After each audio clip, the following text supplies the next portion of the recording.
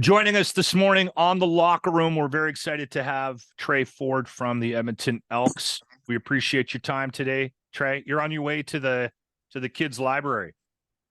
Yeah, taking my daughter to one of the sing sign classes. So she's gonna have a good time. She usually goes to about two or three a day. So I guess that answers our question about what you're doing on the bye week. The bye week's a little different for you. yeah, 100%. Just with the wife and the baby. So where are you from, Tre? from Niagara Falls, Ontario. Niagara Falls. So yeah. Is it safe to assume, and this is maybe more of a, I don't know, maybe this isn't a thing anymore, but it might have been a thing back in the day. But are Canadians often not trusted in the QB position in football in general? And did you have some battles with that sort of perception, coming up? Yeah, I mean, I think there's definitely a little bit of bias just based on the fact that there's not a lot of Canadian quarterbacks in the CFL right now currently. Mm-hmm. I mean, I'm the only one that's actually, like in the league that's been Canadian university, haven't played NFL football style like at all my entire career. I've never really played the 4-down football. I've always kind of played 3. That's where I feel like me and Nathan are a little bit different, as he had the D1 opportunity. But I try not to think there's bias though too, because I also don't want to go in there and think I'm at a disadvantage and think, oh, these guys have a better chance because they're American and I'm Canadian.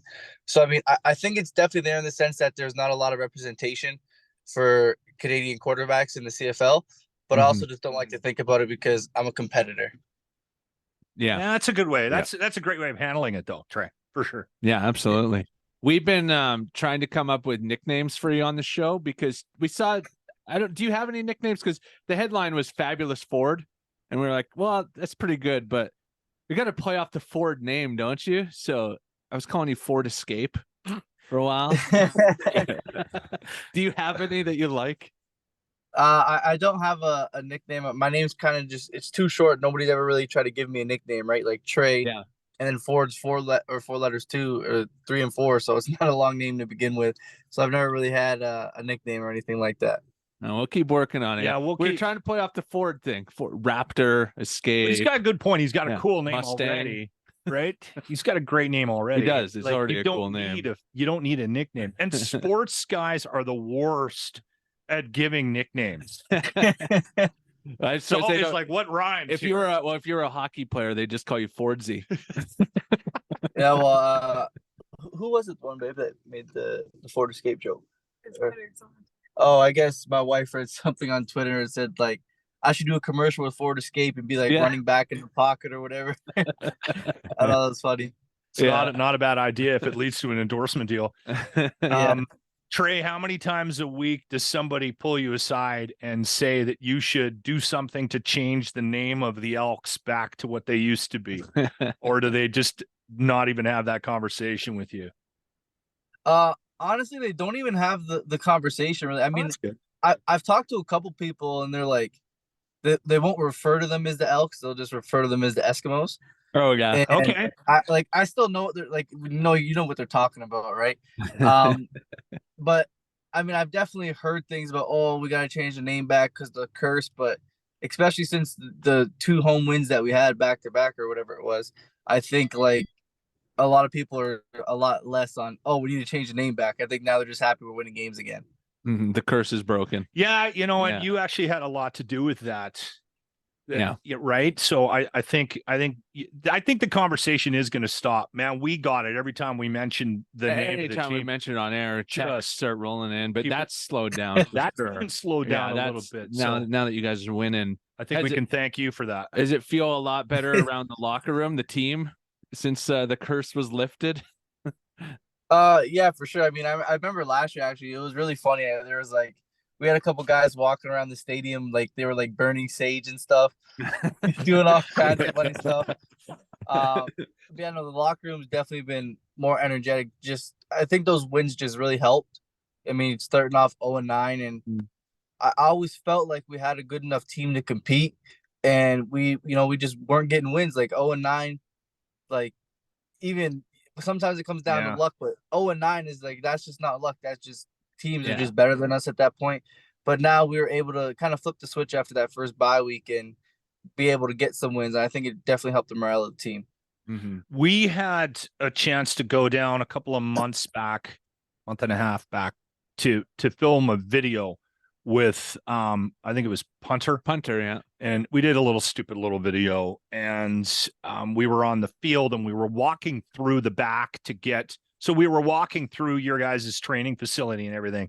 And we noticed that quite a few players have been buying the scooters, the electric scooters, to get to the stadium. Guys that live in town. And I'm wondering, are you part of the scooter gang, Trey, with the Elks? No, I'm sitting in my car right now. So my wife usually drops me off in the morning, then she takes the car so she can drive the baby all over the place, and then picks me back up later in the day. So I feel like the scooter, though, it's not a bad investment for the guys like who are up here and don't want to get a car.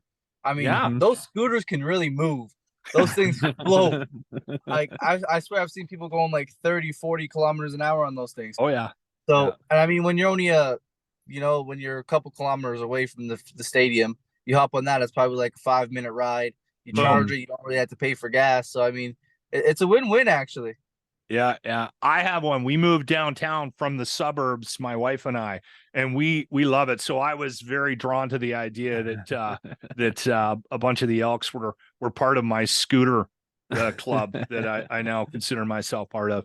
We did get some questions, Trey, from some listeners that wanted to ask some things, but we won't keep you long. Who's the most positive person in the Elks dressing room? It doesn't even have to be a player. Have you got somebody you want to highlight?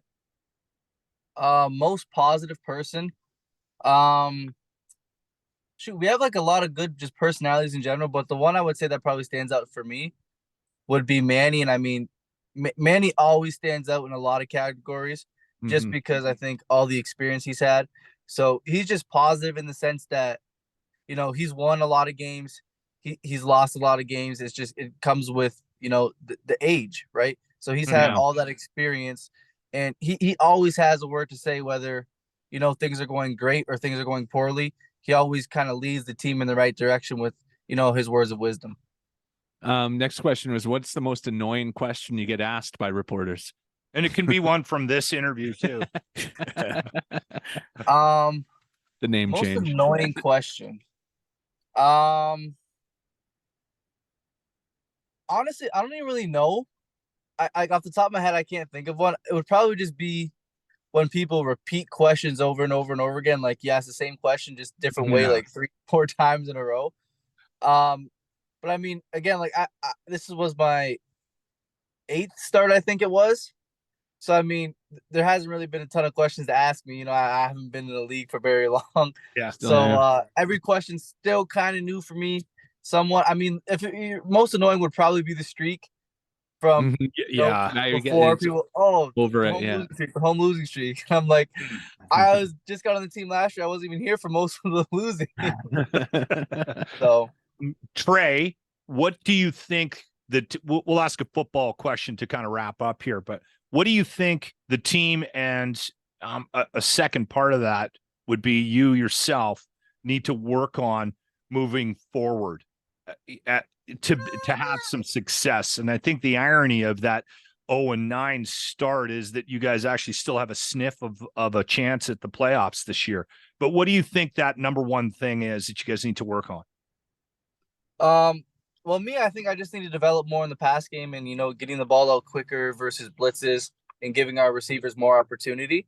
That's definitely one just from my angle, but I feel like we just need to, like we've been saying all year, we just have to play 4 quarters. Like, offensively, if you look at the last game, I mean, even defensively, we didn't perform super great in that first quarter. I mean, we gave up 21 points in the first quarter.